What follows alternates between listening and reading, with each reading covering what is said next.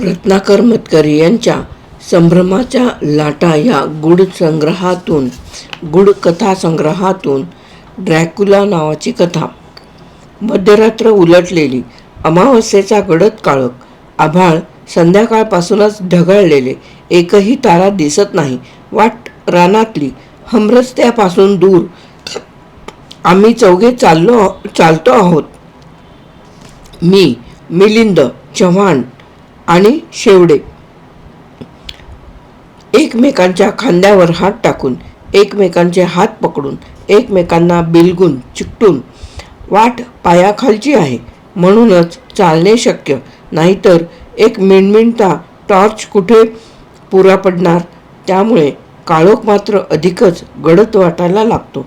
फक्त आमच्या पायांचा आवाज आणि झाडीत किरकिरणारे रातकिडे. चिकटून चालतो ते केवळ वाट सापडावी म्हणून नव्हे, खड्डे चुकवावेत म्हणूनही नव्हे, पण सगळेच जण भीतीने पछाडले आहेत. रात्र अमावस्येची. प्रत्येकाच्या मनात एका अमानुष्याची चाहूल. पान सळसळते तरी कुणी आले असे वाटते. पान सळसळले तरी कुणी आले असे वाटते. दोस्ताचा हात खांद्यावरून पडला तरी कुणी धरले असे वाटून दचकायला होते. आम्ही दोघांच्याही मनात हेच विचार येत आहेत, भीतीचे. चौघेजण चित्रपट पाहून हॉस्टेलवर परत चाललेलो. चित्रपट होता ड्रॅक्युला. पाठीमागे जमिनीवरून सरपटत येणारा काळा लांब मखमली जगा, पांढरा फटक चेहरा, जबडा उघडाच, दोन्ही कडांना लखलखणारे लांडग्याचे सुळे, रक्ताळलेले ओठ आणि डोळे. समोरच्या माणसाला जागच्या जागी खिळवून ठेवणारे डोळे. ते डोळे आत्ताही समोरच्या काळोखातून आपल्याकडे पाहतायत असा भास होतो. वाटते कुठल्याही क्षणी टपटप आवाज करीत काळ्या घोड्यांची गाडी येऊन समोर उभी राहील आणि त्यातून उतरेल तो काळ्या झग्याचा, पांढुरक्या चेहऱ्याचा, लालभडक ओठांचा काउंट ड्रॅक्युला. ड्रॅक्युला, माणसाचे रक्त पिणारा.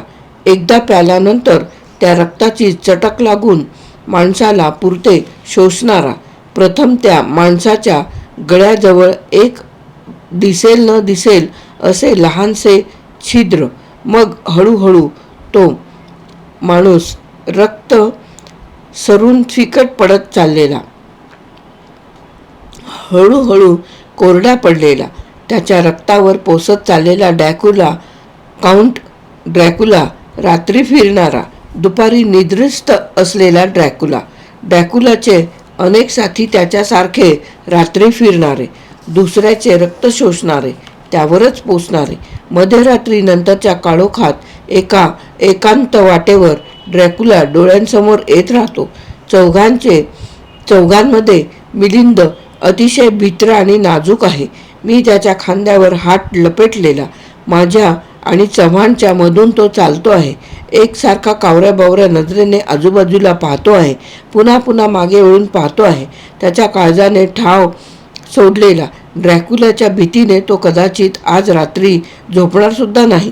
त्यातून त्याचा रूम पार्टनर नामदेव विचित्र आहे. अगदी अबोल, बोलेल न बोलेल, नुसता पाहत राहील नजर रोखून. तो आज सिनेमाला आला नाही. त्याला सगळ्यांबरोबर सिनेमाला जाणे आवडत नाही. मित्रमंडळीत मिसळायला आवडत नाही. एकलकोंडा आहे तो. एकलकोंडा आहे हा नामदेव. आता वाटते नामदेव आला नाही तेच बरे झाले. आम्ही चौघे मारे उशिरा परत येण्यासाठी खास परवानगी वगैरे काढून सिनेमाला गेलो. थिएटर तसे लांब फार गावात आणि आमचे हॉस्टेल गावाबाहेर म्हणावे एवढ्या अंतरावर.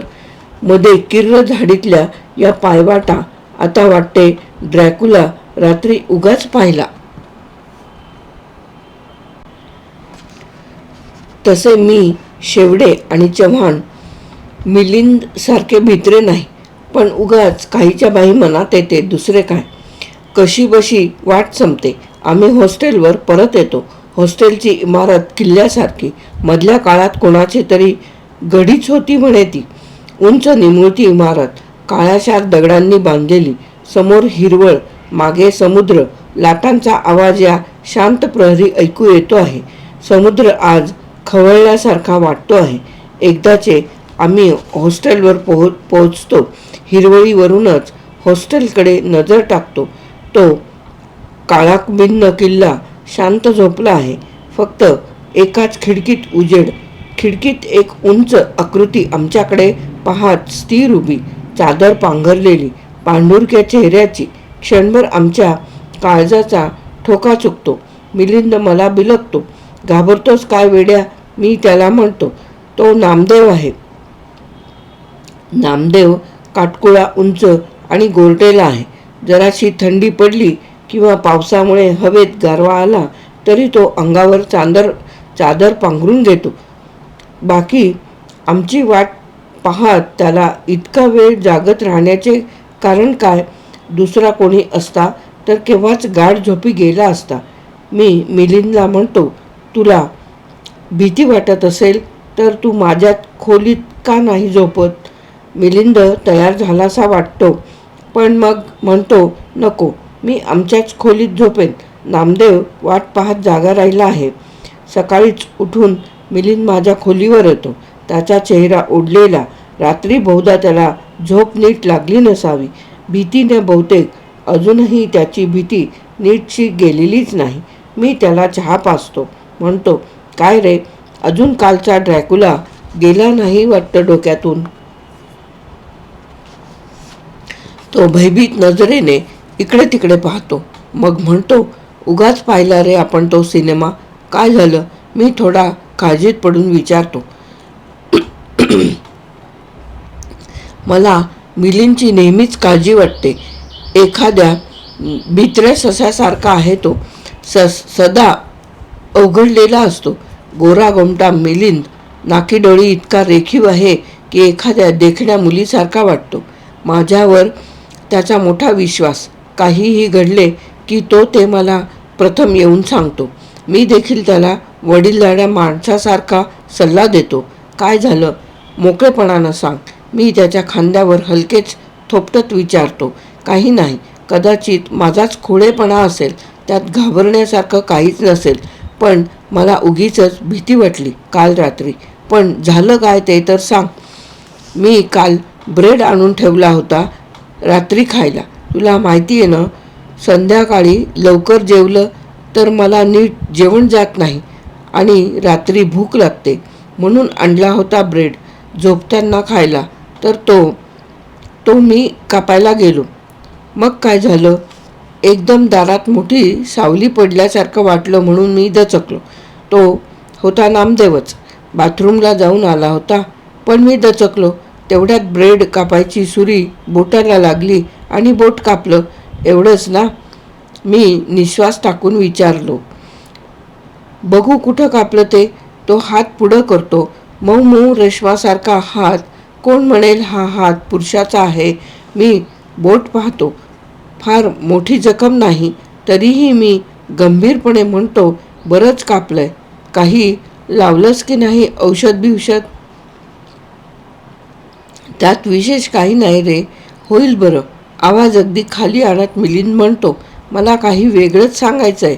त्याच्या हलक्या आवाजात दचकून मी विचारतो, वेगळं? वेगळं काय? माझं बोट कापलं ना तेव्हा रक्त व्हायला लागलं. ते वाहणारं रक्त पटकन कसं थांबवावं ते मला सुचेच ना. मी इकडं तिकडं बघायला लागलो. एवढ्यात नामदेव पुढे आला आणि त्यानं बोटावरचं रक्त चोखून घेतलं. मग त्यात काय झालं? खरं म्हणजे तू स्वतःच रक्त चोखून घ्यायला हरकत नव्हती. मी घेतलं असतं म्हणजे मला सुचलं असतं तर. पण मग त्यात काही विशेष नव्हतं. पण नामदेवनं असं केलं म्हणून मला जरा, दुसरं काही नाही. पण उगाचच भीती वाटली. मी काहीच बोलत नाही. कोण जाणे, पण त्याला अधिक घाबरवणे मला बरोबर वाटत नाही. 4-2 दिवसांनंतरचीच गोष्ट. सकाळची वेळ. मिलिंद माझ्याकडे घाईघाईने येतो. त्या दिवशी तू म्हणालास की असल्या गोष्टीत काही तथ्य नसतं, मिलिंद म्हणतो. पण आजचा प्रकार इतका भयंकर आहे. मी त्याला प्यायला पाणी देतो, कॉटवर बसवतो, त्याची धाप कमी होईपर्यंत त्याला बोलू देत नाही. मग विचारतो, भयंकर प्रकार काय घडला ते? बोट कापलं आणि जवळपास दुसरं काही नसलं तर एक वेळ कुणी ते चोखेल. मिलिंद वाद घातल्याप्रमाणे म्हणतो. पण आज बघ, मी दाढी करीत होतो, नामदेव पलीकडे वाचत बसला होता. माझा चेहरा मला वाटतं त्याला आरशात दिसत होता. मी दाढीसाठी आज नवीन पातं काढलं होतं. दाढी गुळगुळीत करता करता एकदम माझ्या गळ्याला इथे कापलं. मिलिंद थांबतो, आजूबाजूला दबल्यासारखा पाहतो. मग काय झालं? रक्ताचा एक थेंब दिसायला लागला. पाहता पाहता तो मोठा झाला आणि एक छोटा ओघळ माझ्या गळ्यावर आला. असं पुष्कळदा होतं नवं पातं असलं की. पुढं ऐक ना, मिलिंद सांगतो. नामदेव वाचत बसला होता ना, तो अगदी झडप घातल्यासारखा उठला आणि त्यानं आपल्या जिभेनं माझ्या गळ्यावरचा तो रक्ताचा ओघळ चाटून घेतला. सांगता सांगता मिलिंदच्या अंगावर शहारे येतात. मला भयंकर कसं तरीच झालं. मिलिंद पुढे सांगतो. मी त्याला विचारणार होतो, हे असं का केलंस म्हणून, पण त्याआधीच माझा चेहरा पाहून तो ओशाळवाणा झाला. म्हणाला, सॉरी लहानपणीच मला वडिलांनी सांगितलं होतं की माणसाचं रक्त फार किमती असतं. काहीही झालं तरी ते फुकट जाऊ द्यायचं नाही. तेव्हापासून मला ही खोडच लागली आहे. मी विचारात पडतो.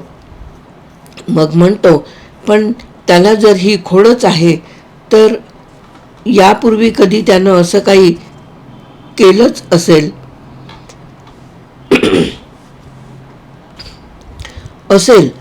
माझ्या नव्हतं अजूनपर्यंत लक्षात आलं. निदान त्याचा अर्थ तरी माझ्या आत्ताच ध्यानात यायला लागलाय. काही क्षण शांततेत जातात. आम्ही दोघेही जसे काही एका अतर्क्य गोष्टीची चाहूल घेत असतो.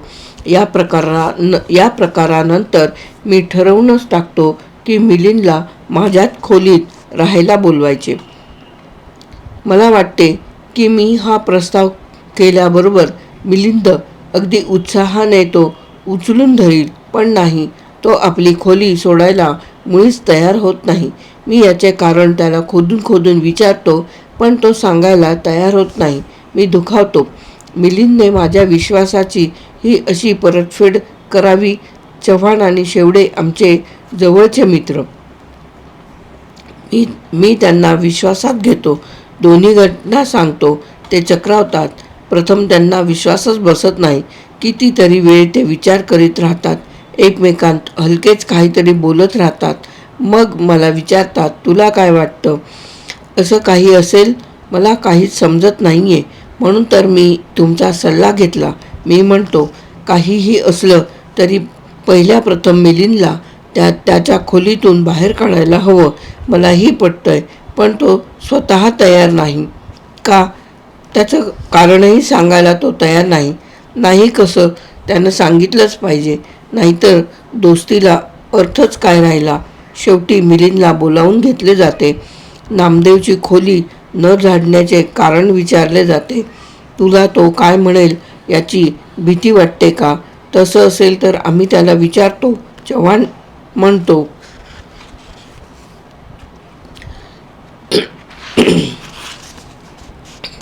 शेवटी मिलिंद खरे कारण सांगून टाकतो. मला दुसऱ्या कुणाला कळू द्यायचं नव्हतं, पण नामदेवला ते माहीत आहे. पण काय, मला झोपेत चालायची सवय आहे, मिलिंद सांगतो. आम्ही रेक्टरची परवानगी काढून मिलिंदला माझा रूम पार्टनर करून घेतो.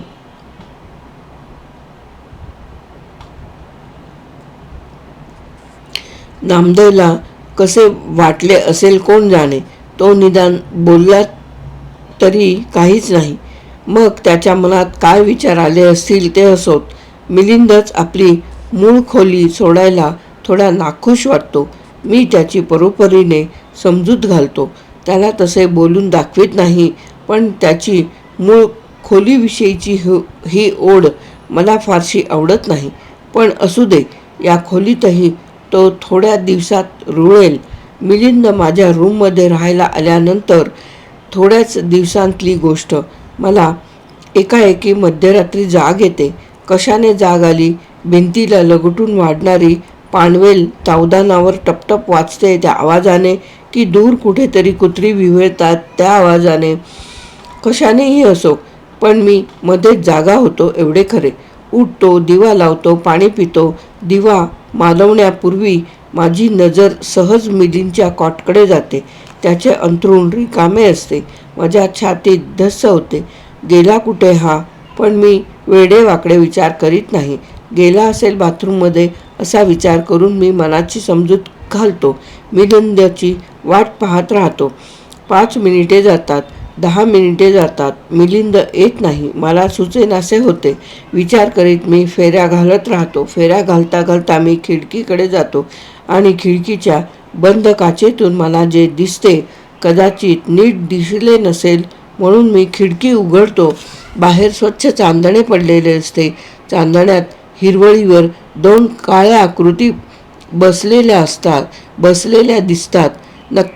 नक्कीच तो मिलिंद आणि बरोबर नामदेव. मी खिडकीतून मोठमोठ्याने हाका मारतो, मिलिंद. आकृतींची हालचाल होते. त्या उठून हॉस्टेलच्या रोखाने येऊ लागतात. मी भयंकर संतप्त. याचा अर्थ काय? एका बाजूने हा मुलगा नामदेवच्या विचित्र वागण्याची भीती वाटते अशी तक्रार माझ्याजवळ करतो आणि दुसऱ्या बाजूने मध्यरात्रीच्या वेळेस त्याच्याबरोबर जाऊन हिरवळीवर बसतो. ज्याच्याविषयी भीती वाटते त्याच्याविषयी वाटणारी ही ओढ. काय आहे हा प्रकार? मिलिंद येतो. दार उघडेच असते. त्याच्या डोळ्यांवर अजूनही झोप आहे. तो येतो आणि काहीही न बोलता अंथरुणावर अंग टाकतो. दुसऱ्याच क्षणी गाढ झोपी जातो. मी मात्र रात्रभर विचार करीत जागाच राहतो. सकाळी मी चव्हाणला आणि शेवडेला बोलावून घेतो. रात्री काय झाले हे सविस्तर सांगतो मिलिंदच्या समोरच. मिलिंदला ते सारे पुसट आठवत असते. मला वाटतं मी झोपेतच चालत नामदेवच्या खोलीपर्यंत गेलो. दार वाजवलं. मला पाहून तो बाहेर आला. तोवर माझी झोप थोडीशी उडाली. आम्ही बाहेर पडलो आणि हिरवळीवर जाऊन बसलो. यात नामदेवची काय चूक? त्यानं काहीसुद्धा केलेलं नाही. पण तो हे बोलत असताना शेवडेचे लक्ष त्याच्या गळ्यावर खिळलेले असते. हे काय झाले? तो विचारतो. हे कशानं झालं? मिलिंदच्या गोऱ्यापण गळ्यावर काहीतरी टोचल्यासारखा एक ताजा काळा डाग दिसत असतो. तो तिथे कसा आला हे मात्र मिलिंदला सांगता येत नाही. त्या दिवसापासून कसा कोण जाणे मिलिंद अशक्त होत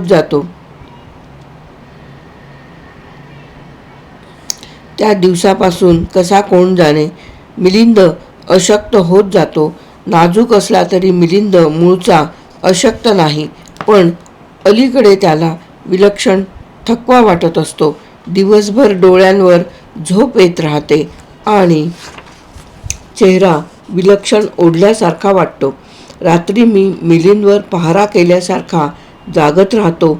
पण मला काही मिलिंदसारखा थकवा जाणवत नाही. मिलिंदची तब्येत दिवसेंदिवस खालवत चाललेली. मी, शेवडे आणि चव्हाण त्याला डॉक्टरकडे घेऊन जातो. डॉक्टर त्याला इंजेक्शन देतात, गोळ्या औषधे देतात. पण मिलिंदवर औषधांचा फारसा काही उपयोग झालेला दिसत नाही.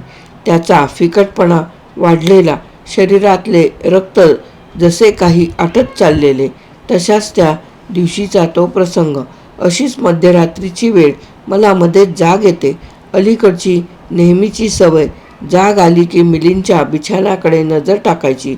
पण मिलिंद बिछाण्यात नाही. तो कुठे असेल हे मला चांगले ठाऊक असते.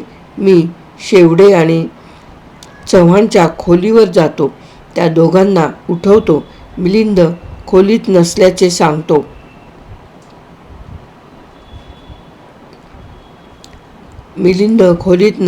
सांगतो. आम्ही तिघेही एकमेकात अधिक चर्चा न करता नामदेवच्या खोलीवर जातो. दार लोटून घेतलेले असते. आम्ही ते ढकलून आत शिरतो. आम्हाला जे पाहायला मिळते ते विलक्षण धक्का देणारे असते. पलंगावर मिलिंद पडलेला असतो, निश्चल, त्याचे डोळे मिटलेले. नामदेव त्याच्याजवळ उभा, त्याच्यावर ओणवलेला त्याचा चेहरा मिलिंदच्या चेहऱ्याचा अगदी निकट. आम्ही धावतच त्याच्याजवळ जातो. काय करतोयस तू त्याला, मी विचारतो. आत्ता कुठे नामदेवचे लक्ष आमच्याकडे जाते. काही नाही, मी त्याला शुद्धीवर आणण्याचा प्रयत्न करतोय. नामदेव सांगतो. शुद्धीवर म्हणजे काय केलंस तू त्याला? शुद्धीवर म्हणजे काय केलंस काय तू त्याला? मी काही केलं नाही. तो बेशुद्ध पडला. एकाएकी घेरी आली त्याला. पण तो इथं आलाच कसा? आपणहून आला, बहुधा झोपेतच. आम्ही बोलण्यात अधिक वेळ घालवत नाही. हर प्रयत्नांनी मिलिंदला शुद्धीवर आणतो. त्याला काही विचारण्यात अर्थ नसतो. त्याला नीटसे काही सांगता येत नाही. तो अजूनही झोपेत असतो. आम्ही त्याला कसेबसे खोलीवर परत घेऊन येतो. त्याच्या गळ्याचे लाल छिद्र मात्र आता अधिकच स्पष्ट होऊ लागलेले. सोडा वाटरच्या दुकानाच्या मागच्या खोलीत मी, शेवडे आणि चव्हाण एकत्र जमलेलो. ही आमची नेहमीची बसण्याची जागा.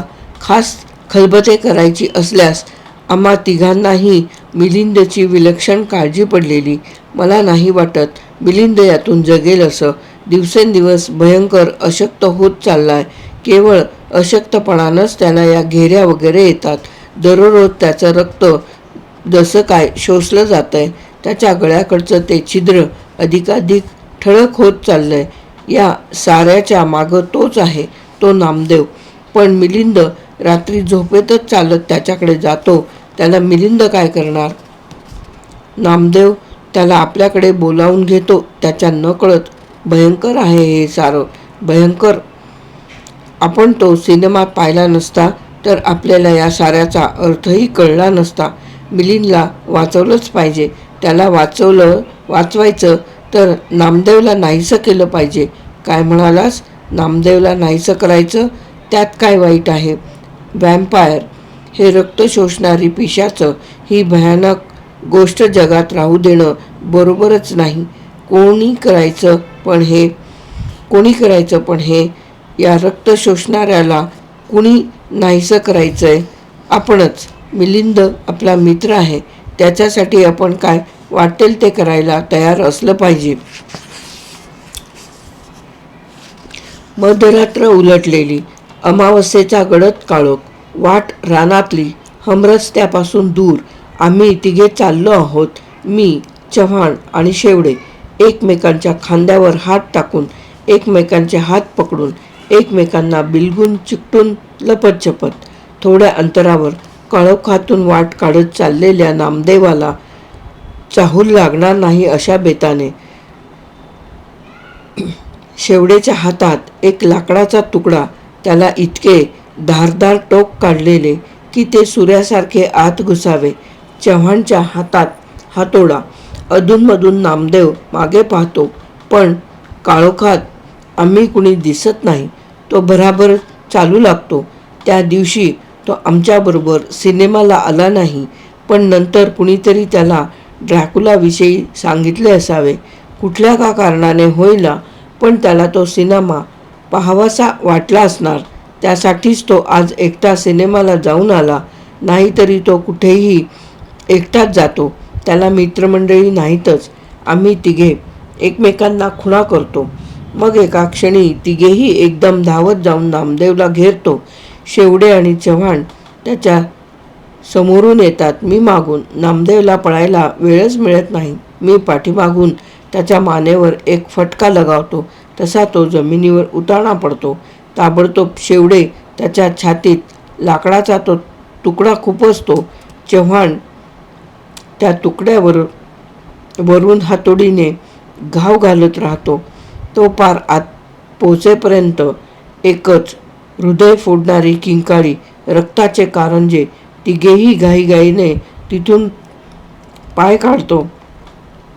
चला, एक भयंकर शक्ती नाहीशी केली. थकून जमिनीवर लोळण घेत शेवडे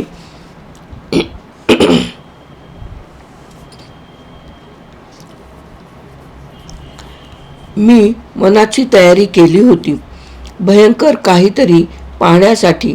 म्हणजे सिनेमात कसं तो लाकडी स्टेक छातीत खुपसल्याबरोबर ड्रॅक्युलाचा भुगाभुगा होऊन जातो तसं काहीतरी होईल असं मला वाटलं होतं. पण प्रत्यक्षात नुसतं रक्त उडालं आणि तो मेला. तो सिनेमा प्रत्यक्षात तसं कसं होईल? मी त्यांचे सांत्वन करतो. प्रत्यक्षात झालं ते पुरेसं आहे. माझ्या खोलीत मी स्वतःशीच विचार करीत असतो. माझ्या मिलिंदला आता नामदेवची ओढ राहणार नाही. मला सोडून तो त्याच्याकडे जाणार नाही. त्याला झोपेत चालण्याची कितीही सवय असली तरी तो आता नामदेवच्या खोलीत जाणार नाही. आता मिलिंद माझा आहे, माझा एकट्याचा, आणि त्याला माझ्यापासून हिरावणाऱ्याची काय दशा होते ते उद्या सगळ्यांना दिसणार आहे. अर्थात ती कुणी केली हे त्यांना कळणार नाही. शेवटे चव्हाणांना तर आपण हे का केले हे कधीच कळणार नाही. कारण या क्षणापर्यंत त्यांना असेच वाटते आहे की आपण एखाद्या अतिमानवी शक्तीलाच नष्ट केले आहे. मी या क्षणी स्वतःवर भलताच खुश आहे. पण मी या क्षणी स्वतःवर भलताच खुश आहे. जवळ झोपलेल्या मिलिंदच्या डोक्यावरून मी प्रेमाने हात फिरवतो. तो गाढ झोपेत आहे. मिलिंद माझा आहे. मी किल्ली घेऊन ड्रॉवर उघडतो. त्यात मागे लपवून ठेवलेली सिरिंज बाहेर काढतो. मी किल्ली घेऊन ड्रॉवर उघडतो. त्यात मागे लपवून ठेवलेली सिरिंज बाहेर काढतो आणि ती त्याच्या गळ्याजवळच्या शिरेत खुपसतो. माझे आणि मिलिंदचे रक्ताचे नाते आहे आणि त्याच्या रक्ताची चव भलती छान आहे. कथा समाप्त.